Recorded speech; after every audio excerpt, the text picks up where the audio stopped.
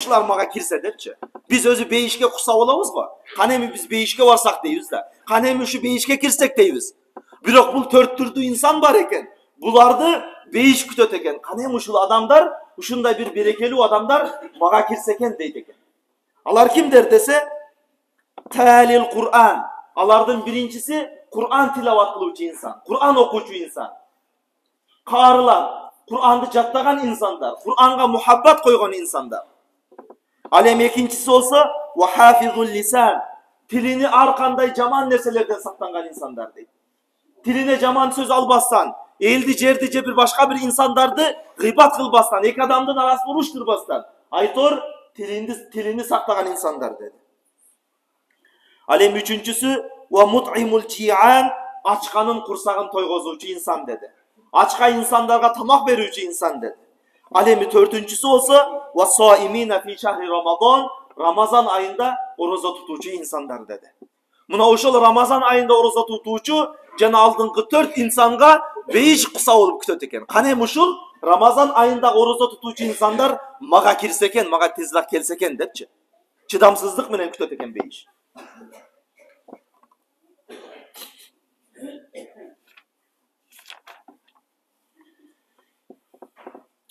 Пайгамбарыбыз саллаллаху алейхи ва саллям башка бир риваяттарында айтат, имам Абу Хурайра радиаллаху анху риваят кылган хадис: "Ман қама Рамазан, ай ахья лаялихи бил ибада, гайра лайлатил қадар тaqdiran, ва ма'наху адда таравих фихи.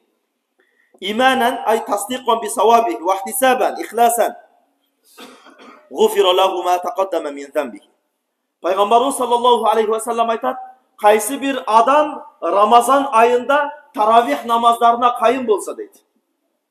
Кайсы бир инсан Рамазан айындагы таравих намаздарына бекен болуп, ошол таравих намаздарына катышса, мына ошол таравих намаздарын ибадатыны так аткара турган болсо, жана ошондой эле Рамазан айынын сообунан үмүт кылса, мына ушул Рамазан айында орозо тутуучуларга мынча сооп бар экен. Раббим, мага да ошону насип кыл деп, Рамазан айында таравих намазын окуган инсандарга мындай сооп бар экен. Раббим, мага дагы ошол сооптон насип кыл деп, айтор Рамазан айынын сообунан Кудайдан үмүт кылса, Аллах Таала ал инсандын өткөн бардык күнөөлөрүн кечирип коет деп. Бул Рамазан айы эмне ай экен? Рамазан айы бул кечирим ай экен. Кудай Таала сиз менен биздин күнөөлөрүбүздү кечире турган мына ушундай бир берекелүү ай келип атат экен иншалла Аллахубуздан.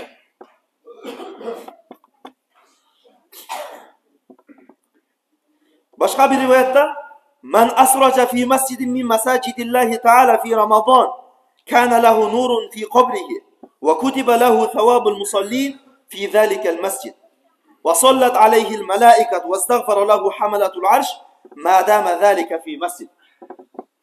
Мына ушул Рамазан айы келип атат.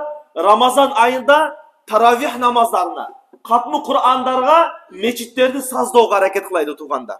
Бул хадисте пайгамбар алейхиссалам айтып атат, кайсы бир инсан Рамазан айында бир мечитке чырак жагып койсо дейт. Бир чырак өчүп калган болсо, ошол чырагын келип туурулап кое турган болсо, анда Аллах субхана ва таала мына ошол кылган ишини кабырына нур кылат дейт. Ошол Рамазан айында мечитке койгон чырагыңыз, мечитке кошкон бир кичинекей салымыңыз сиздин кабырыңызга нур болот. Жана ошондой эле анын сообу эселеп жазылып берет. Жана ошондой эле ал инсанга аршты көтөрүп турган периштелер дагы жада калса, аны көргөн бүт бардык периштелер ал инсанга истигфар сурап турат. Я Рабби, мына ошол инсандын күнөөсүн кечирди. Келиңиздер, мына ушул Рамазан айында көбүрөөк мына ушул мечиттерди кооздоп, мечиттерди бир жакшы бир таравих намаздарына, катмы Кур'андарга даярдоого сиз менен биздин дагы кичине болсо дагы салымыбыз кошулуп калсын. Мына ошол нерсеге ар бирибиз аракет кылыңыз. Ар бириңиз кичине болсо дагы мечитке бир мына ушул таравих намаздарына, ибадаттарга салым кошуп калышка аракет кылыңыздар.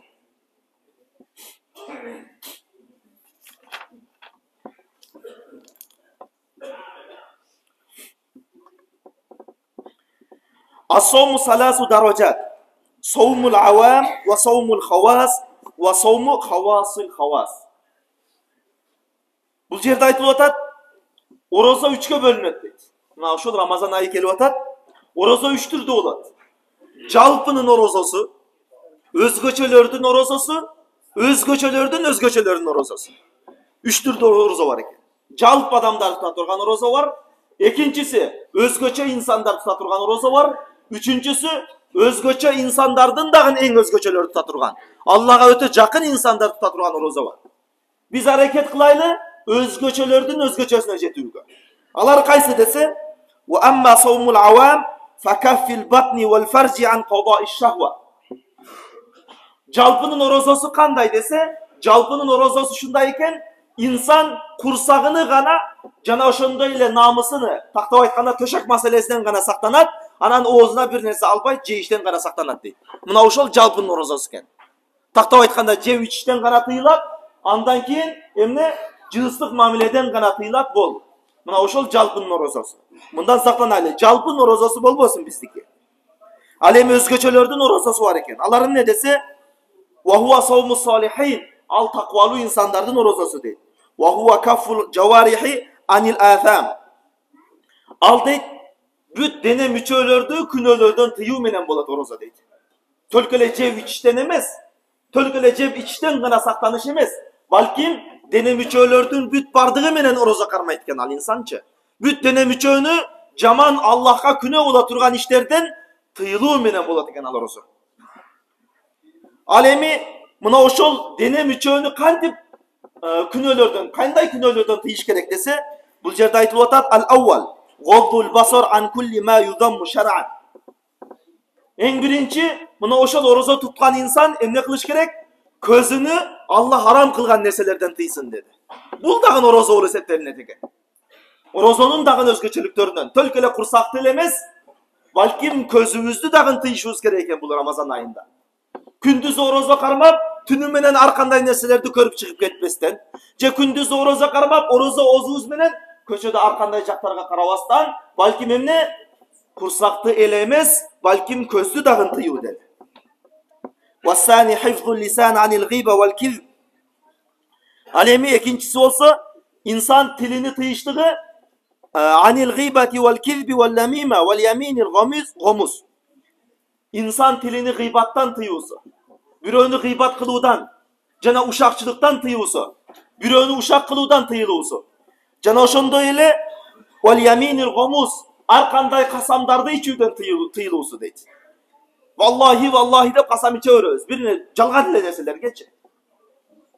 Себеп пайгамбар алейхиссалам айтып атат, "Хамсату ашия тухбату сом", ай табтулу савабаху. 5 нерсе бар дейт пайгамбар алейхиссалам. Инсандын орозосунун сообуну жокко чыгарат дейт. Ал эмне десе, ал-кибр, жалган.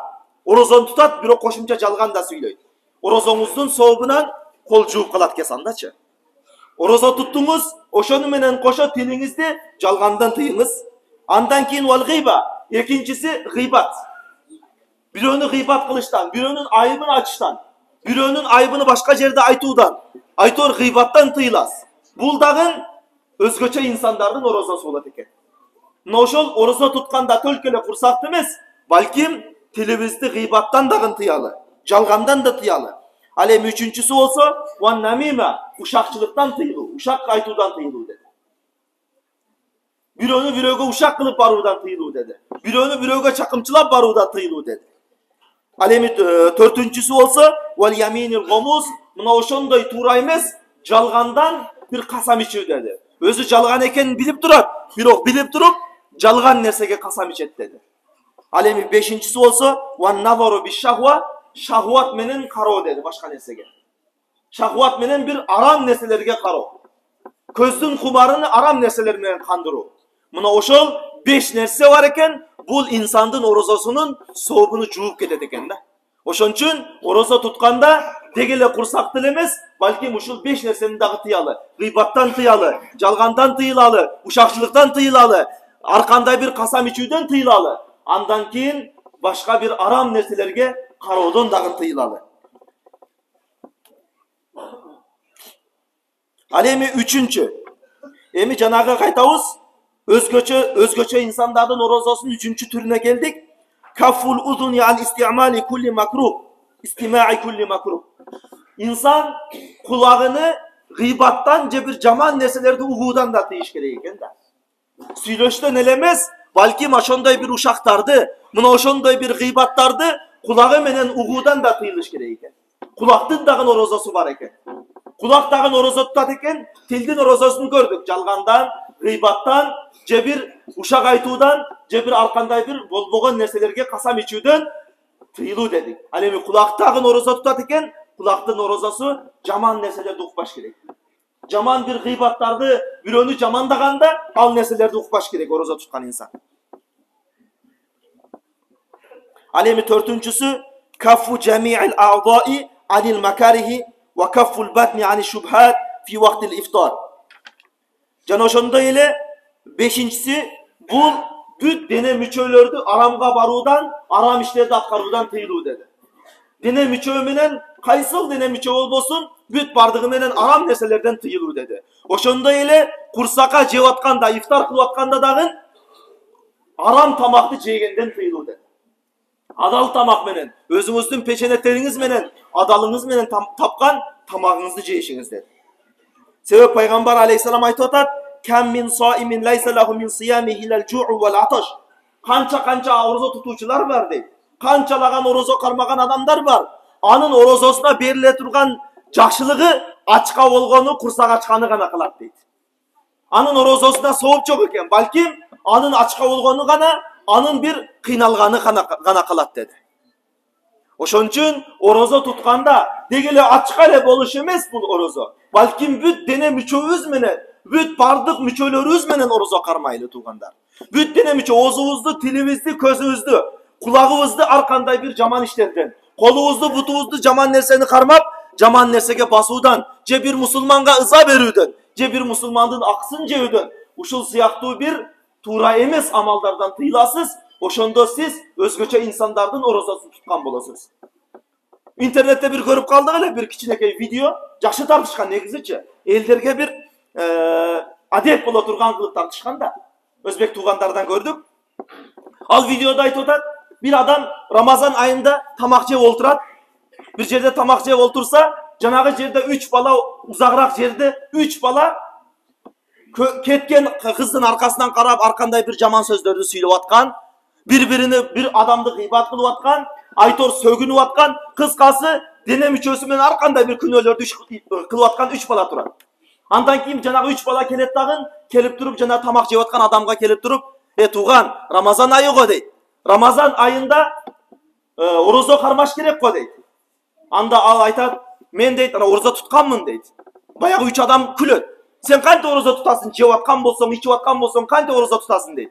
Al aytat, men büt denem menen oroza tuttum, bir gana aşkazanım orugandığı üçün jep içten gana tıyılıp aytam, bolbosam denem menen oroza tuttum deydi. Silerdi karap turan baytan beri, siler emne kılıpsыңар, bu siler üçöңөр bolsa, tölke jep içten gana tıyılıpsыңар, kalgan nersedен tıyılbapsыңар deydi. Oşondoy olup kalbasın tuğandar bizdin orozabız.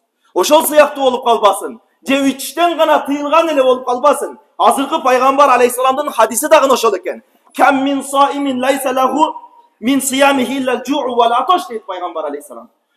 Kança oroza tutucular var. Anın orozasından payda kursak açkanı menen çankagаны gana bolbosa orozasından bir soğuk kalbayt dedi. Oşon üçün tuğandar orozonu büt dene menen, jüröktön bir jaman nerselerde çıkarуу menen, jüröktön bürögө bolgon jamandыкты, jüröktön bolgon bürögө bolgon açközlüktü, je bürögө bolgon keklerdi çıkaralı. Uruşkanlar bolsa jaraşalı mına şu Ramazandın berekesinden. Bürönü gıybat kılууdan, bürönü uşak kılууdan saklanaylı mına şu Ramazan ayında. Ramazan ayında kulk münözünüzde ondan çıkıp geçişe hareket kılaylı. Peygamber aleyhisselam hadislerinde aytar. Kanç roğime anfu rocul dahola aleyhi Ramazan summen salaka felem yuğfar lah deydi. Murdu menen jergeç kalsın deydi. Maksatı manisi ne dese korup olsun degeni. Korup olsun kaysı bir insan Ramazan ayağa kirse, Ramazan ayı çıkıp gitti, bir oğanın күнөөлөрү keçirilmese deydi. Ramazan ayı kirip atat tuğanda, muna oşol Ramazan ayında күнөөлөрүбүздүн keçirilişine köbürөөк hareket kılıp kalaylı.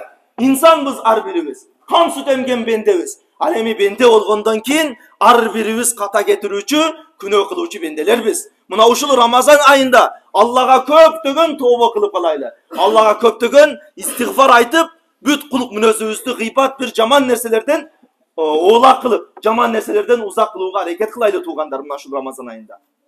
Мына тасбихтерде да айтабыз эртең Рамазан айы келгенде. Баштаганда айтылат: "Хаза шахрун аввалуху рахма, ва аусатуху магфира, ва ахируху айтқу минан нир." Бул Рамазан айы ушундай ай, Рамазандын баштапкы 10 күнү рахмат айы, Аллахтын рахматы жай турган ай экен. Бул Рамазан айы ушундай ай, алын ортоңку 10 күнү магфират, күнөөлөрдүн кечирилиш айы деди. Ал эми Рамазан айы ушундай ай, акыркы 10 күнү болсо тозоктордон кутула турган ай деди пайгамбар алейхисалам. Ошон үчүн тууганда тасбихтерде дагы мына ушул нерселерди айтып атабызбы?